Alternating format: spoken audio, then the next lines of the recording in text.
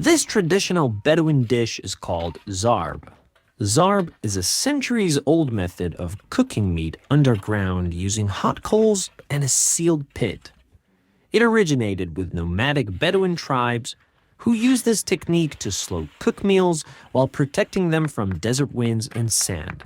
Lamb, chicken, rice, and vegetables are layered in metal trays, then buried and left to cook for hours. Today, it's still prepared for guests across Jordan as a symbol of hospitality and heritage.